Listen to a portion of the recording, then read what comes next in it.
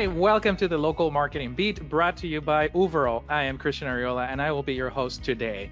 The Local Marketing Beat is all about helping location marketers stay in the know on the hottest digital trends. We'll surface the need-to-know updates related to local digital marketing and ask the experts what they know, why it matters, and what it means for location marketers. So what's the beat on the local marketing street this month? Let's get to it. It's a very fascinating topic. I mean, I've been SEO practitioner for a very, very long time. So every time we get a chance to geek out on SEO, I'm all for it. And today we're talking about how to navigate the local SEO landscape for franchises. So we're thinking about, pro tips for getting a franchise found online. What are the pitfalls you want to avoid, which I'm very curious to hear about as well. And to talk about this, we have a very special guest today with us, a great icon in the local SEO community. So welcome, Andrew Shotland. Welcome to the show. Thanks, Christian. Nice to be here. For anybody that doesn't know this, icon in the industry, he's the founder and CEO of Local SEO Guide, a 15-year-old SEO consulting agency, helping multi-location brands, retailers, media, e-commerce, you name it, right, Andrew? Yeah, we like to say our sweet spot is anyone with a website and a budget. That's about right. Yeah. So Andrew, before we jump into this, big topic, and I know you have a lot of nuggets to share with us, I have a question for you. What Sure. was the last local business search you did and why? Tell us the story. Oh, that's easy.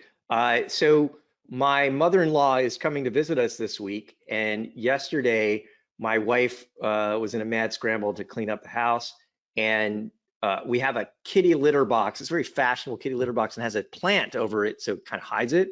And that plant is kind of looking like it's past its prime. And so she wanted to get a new plant, like a new beautiful plant. And so we drove over to the local nursery, and she didn't like any of the plants they had. So we're like, okay, we got to go to another nursery. And so she got on her phone and did like nurseries near me.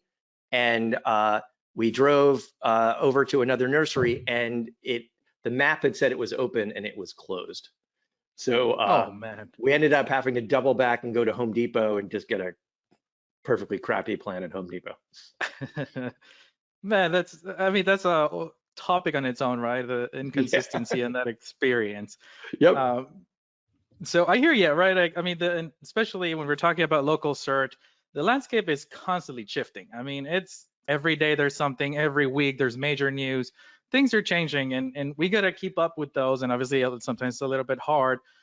So I really want to break into this topic, right? Let's talk about how franchises, location marketers are listening to us today, with anywhere from dozen to hundreds or thousands of locations. What are some of those quick wins that we can help them with, give them some, tips and here or that.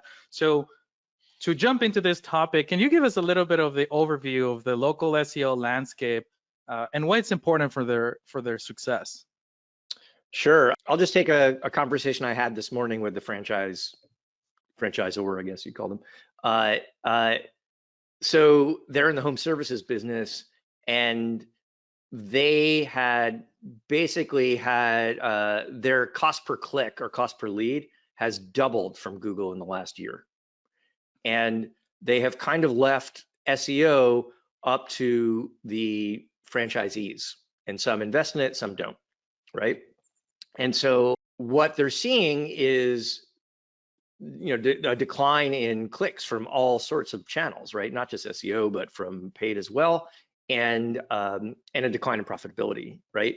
And so what they were kind of struggling with is, how do we create an SEO program for our locations that's not a cookie cutter, one size fits all thing, but still like moves the needle and is something we can afford, et cetera, et cetera, et cetera. And so I think that conversation, one, it's not so different than it was 10 years ago, like the cost of paid keeps going up, that kind of thing. But what it said to me was that today, local businesses are under even more pressure to get more out of their online marketing budgets.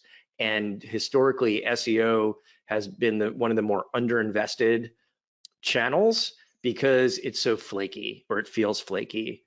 And so I think what in any kind of marketing channel a franchise needs or a local business needs is you just need a kind of a steady, put one step in front of the other plan that over time is going to work for you. And I just don't think most local businesses and most franchises have that plan. It's ad hoc, or it's just like a line item on a paid media company's budget. Yeah, and I think that's a great point, right? The lack of consistency across the board and things like that. So what was what's on your mind when it comes to that? Like if we're talking about, hey, we have hundreds of locations and we need to launch an SEO campaign, but we also want to allow each franchisees to have a little bit of customization or a little bit of their saying in their strategy, right? Right. What do you see happening there? Well, I think there's a lot of different levers. First of all, it usually starts at the CMS level, content management system level. So does everyone have a different website? Is it all on a single website? How do we control brand consistency and best practices, right? So start with best practices. The easiest thing in the world is to figure out a best practices minimum investment or minimum types of things that a location can do or someone or anyone can do with a local business for SEO, and get that kind of implemented across the board. If you have everyone on a different website, it can be hard to do because everyone's doing their own thing. In fact, we've done a lot of research and done a lot of projects for franchises where we figured out that if you consolidate all of your location websites into a single national domain, you'll tend to do better. Your SEO tends to do better. Every time, in fact, we've done it, it's worked that way. So I think having a well-articulated process and system for doing SEO is the place to start. And of course, it's always with franchisees, it's always herding kittens, but getting everyone on board with that minimum best practices thing is how to start. And can you give us maybe three of those best practices that you typically tend to recommend? Obviously, without looking at a specific example, right? What would be your first three things that you would bring up on this type of conversation? Oh, sure.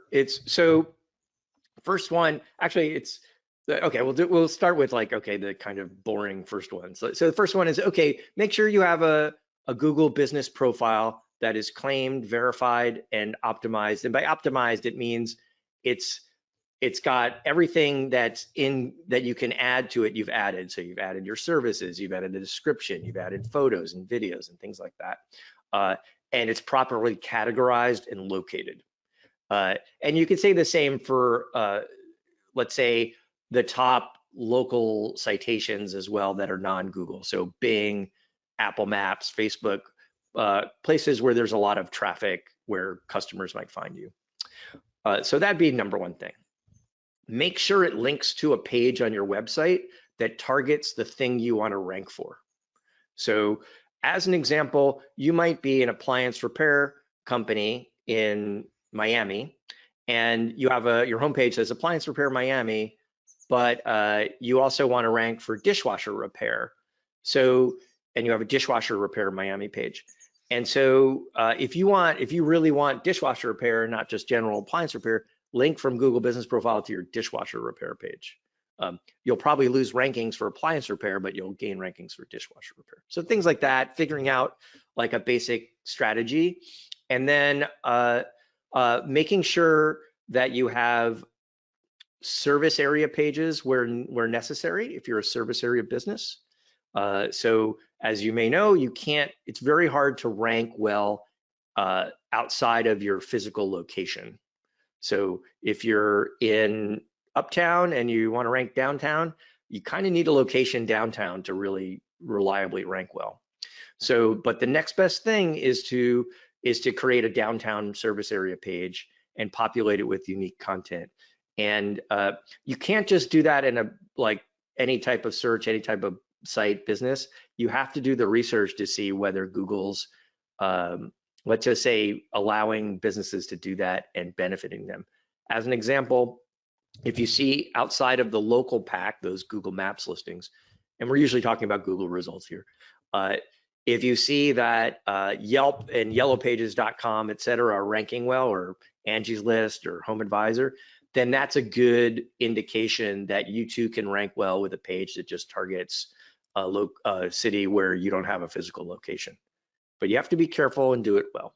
I had one other genius thing. It's escaping me now, but I'll come back to you when we're ready. Okay. Of course, yeah. I mean, the location pages, or the city pages, or service area pages, depending on the use, it's something that we're very fascinated. I mean, we talk about it often.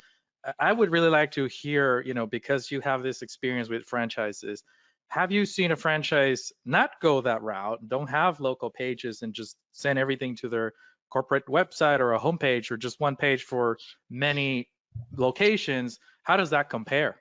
Yeah, it's very common because actually, I'm sorry. I remembered the thing I also wanted to add, which it's kind of related to this, which is we see a lot of franchises that are running pay-per-click, and if you really dig into the campaigns, a huge amount of the traffic is going against brand queries, so people searching for your business name, and which is great. Those will convert really well usually, but they also will cannibalize your organic traffic.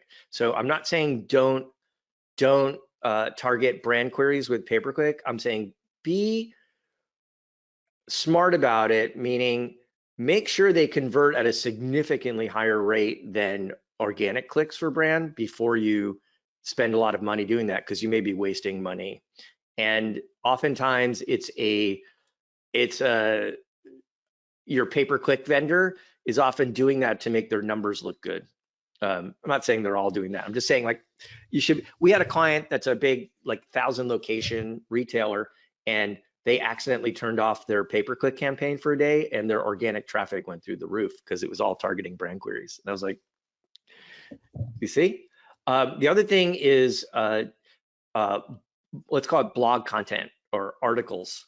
What we see is a lot of SEOs recommend local businesses publish a lot of content, and in general for SEO, content's good.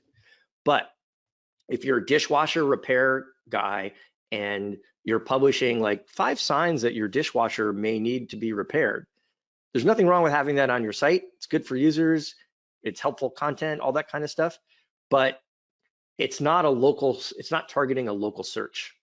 Meaning, if someone searches for like dishwasher not working, your site may rank #1 for that. 99% of the people going to that page are going to come from outside your service area. So your investment in that content may not be worth it in terms of the number of conversions you'll get off of it.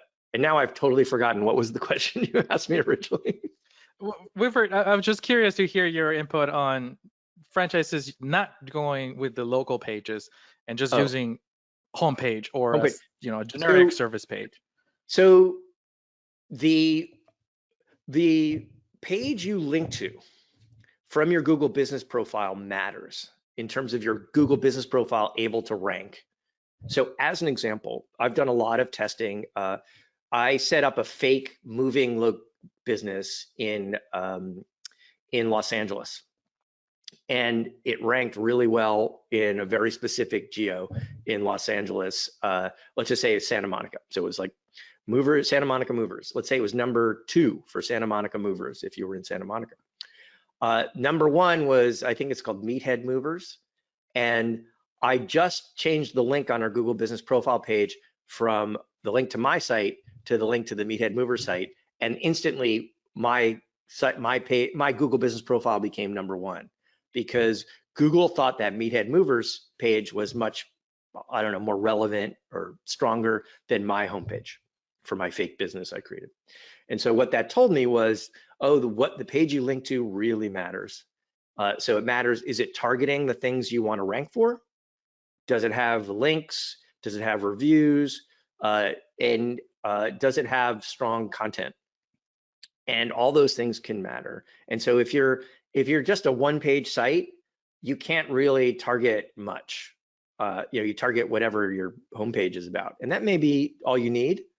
But you may wanna, not having like a set of city pages or service pages. Think about it. Actually, forget about local pack results, those map results. Think about everything around it, those what we call local organic results. You probably won't rank for many searches if you don't have a set of pages that target all those searches on your site, and your homepage can't do it all. Yeah, well said.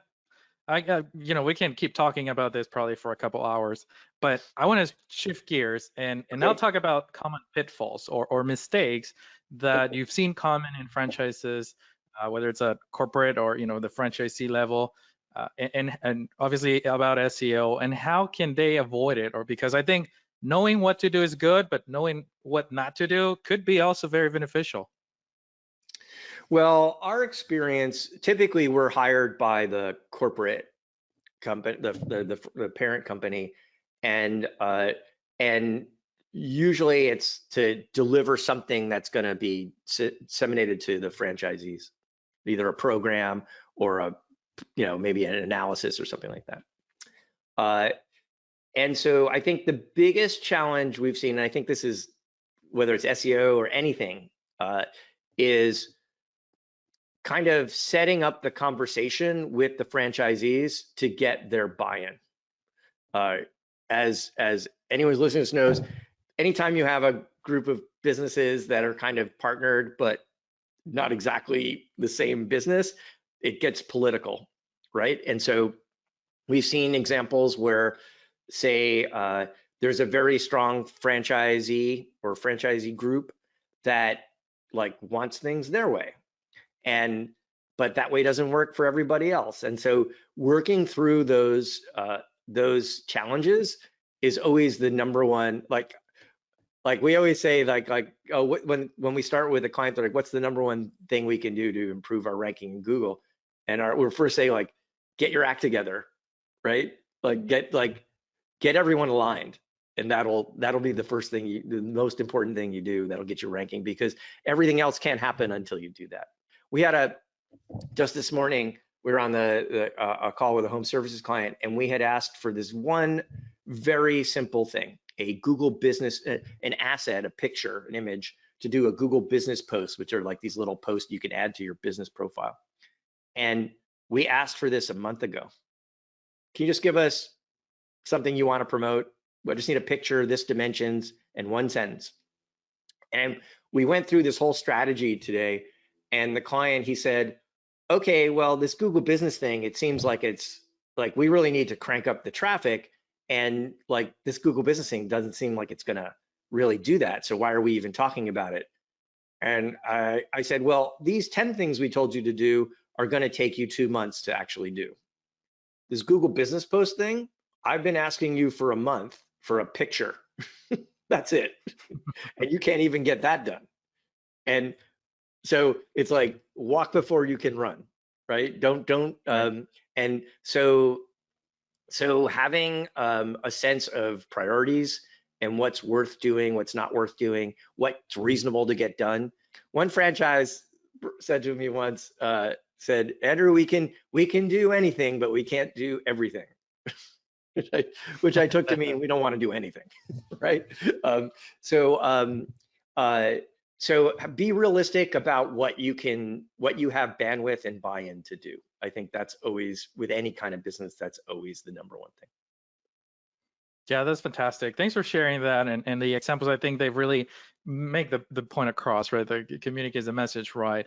Now, we talked about the tips and the pitfalls. I see it's a big common pitfall. I want to look a little bit into, you were mentioning PPC and how that was connected to SEO, but overall, how does franchises can connect local SEO with all their other strategy, marketing strategy, tactics, not just search, right? But whatever that may be, what have you seen in that area of how they achieve that synergy with local SEO and possibly, maybe 5 other tactics? Right. So the paid media people and the SEO people should be connecting on a regular basis in any kind of business, mostly so they can coordinate and they can get learnings from each other. So for example, paid media, pay-per-click can really quickly spin up a 1 million keyword campaign, and within a few weeks understand what keywords and topics convert and what pages convert really well. SEO takes a little longer, right? And so we often, when we start with a client, we're often like, okay, what converts best for you? Let's focus on those first, because we can sometimes move the needle quickly, let's say on a specific page that converts really well. And so being able to coordinate like that is helpful. We've done a bunch of projects where there's a social media team and we're creating content for SEO. And so we want to know what the social media team's priorities are and needs are, because we can create, let's say, a landing page for a client, and then also while we're doing that, make a social media post out of it and give it to the social media team. So we can basically amortize the cost of that over a bunch of different channels. PR is one that's really always, it's like at the top of our list, but never happens. Like hey, what's your PR plan? How can we coordinate that with SEO? As an example, we have a client that wants to rank for mattress queries, like mattresses near me kind of stuff. And so we didn't know that their PR team was running a big mattresses promotion. And had we known that, we could have said, hey, can we update the landing page for some SEO with some SEO tweaks that doesn't get in the way of your PR thing, but can help SEO over time. And so, or the PR team should be coming to us and said, hey, what do you guys need attention for that can, because basically what PR can do is drive links to your pages, which can help SEO. So let's say we're looking to improve dishwasher repair. We might say, hey, PR people, do you have any ideas for dishwasher repair promotions? And so I think those kind of teams need to work in tandem, at least touch base and know that they're out there. Oftentimes SEO is put in a silo, and it's the worst place for SEO to be. Pay-per-click sometimes can operate that way because, I just need leads, or I need leads here or there. But SEO requires a lot more coordination, which I think is why a lot of businesses kind of avoid it or deprioritize it. Yeah, that makes sense. And I would be curious to keep talking a little bit further on this and figure out, like, once you have that synergy, you achieve it, right? You get those silos removed and everything's working in pretty good harmony. What are then franchisees, or how can they measure the success or the impact, right? What are the metrics that they should be looking at? Obviously, you get rankings, but beyond that, right? Like, how can they really evaluate, like, hey, my local SEO is really working or is not, right? Whatever that may be. So rankings are tricky. Like, they're interesting to see, but most franchisees and most clients, like, we always say, we're going to make reports that have rankings and stuff in it. Don't look at them unless you have nothing better to do and you're curious. All you should be looking at is what's the trend with clicks, calls, form fills, conversions, like those KPIs that your boss is going to ask you for, right? Occasionally someone will ask for, why aren't we number one for this thing? But rankings change by the mile pretty much. Like, I can rank number one for something and then walk a mile and I'm no longer number one because it's relying on my location. So checking your rankings all the time is just a fool's errand. You definitely want to be aware of it, especially if you're measuring share of voice, like how do my competitors do versus me? But we will track rankings, but we'll rarely report on them except in aggregate. Like, hey, you have 50% more page one rankings this week, but we can't really, because of the nature of that data, it's very hard to tie that to clicks. So unless you have very few rankings. Yeah, I mean, absolutely. I think that at the end of the day, it's the bottom line, right? What they really want to accomplish. I've seen, I talked to a client one time where the one thing that they were more focused on was domain authority. Like, how do we get domain authority up? I'm like, why would you focus on that? I thought we want to focus on, leads, conversions. I mean, other things that are more useful. And I think, I don't know if it's the case, but I think sometimes those vanity metrics, they just want to see them go up, right? And at the end of the day, they don't really connect with the bottom line. I think there's been a kind of a disservice done to local businesses over the last 10 years of learning SEO, meaning there's a lot of hand wavy stuff that SEOs do to kind of tell you it's working when it's not necessarily working yet. Like, so everyone always wants to tell a positive story. And so they start saying, oh, your rankings are up or your domain authority is up. And so I think a lot of businesses that have done SEO programs in the past, that's the language they're used to. And so for a new vendor, they'll ask them, like, what about our domain authority? And so we kind of believe, I don't know, I'm sure there's plenty of agencies like ours, but we kind of believe like we're here to tell you like your baby's ugly. And we're not here to like try to make ourselves look good or protect ourselves or anything. I guess we want to, but the only way our business works is if it works for you. And we know you care about money. So we're always like, if someone comes in and says, hey, I need domain authority, we'll be like, why? Are you sure? I mean, we wouldn't be like, you're an idiot. We'll be like, why? Tell us. Are you sure? Like, because sometimes it's political. They need to, like, someone in the top of the pyramid is like, I need this number. But we'll say, look, we don't think that's a good metric. It might be interesting, but here are the things we would pay attention to. But you know, everyone has their own needs and own realities. We have, as an example, we work with a pretty large organization, and they always ask us every year for a forecast. And so we did a forecast on a project, and we said, oh, we think this is going to grow by 6%, because we did this for a client last year, and guess what? It grew by 6%. And they said, oh, that's great, but the pay-per-click guys just forecasted 12% growth for their program. Can we change it to 12%? And I'm like, sure, of course we can, as long as you and I have an agreement that that's on you, not on me, right? Because, you know, I'll put anything you want on paper, but I'm not going to lie that I think you can do 12%, right? And so we try to be like, we try to have realistic goals and realistic conversations with our clients. Like this channel is pretty flaky, and it tends to work over time, but it's not like pay-per-click where you're just like, oh, if I pour more money in, like suddenly everything's magic and happens. Yeah, I think this episode could become into 2 or 3, just talking about myths and busting them. And you know, they're fascinating because these are the things that I've seen as well in the past. But with that, I really want to thank you for your time, and I think this was a great episode. But I want to give everybody a chance. How can they connect with you, learn more about what you're working on, and your company as well, Andrew? Sure, thanks. So you can hit us up at localseoguide.com. We're actually launching a new domain, hopefully this week, lsgseo.com, because no one can ever remember our name and calls us LSG. We also have a free, cool software tool that we've built, an SEO productivity tool. It's inside of Slack, and we're looking for people to test it for us. It's called Squirrel, SQURYL.ai.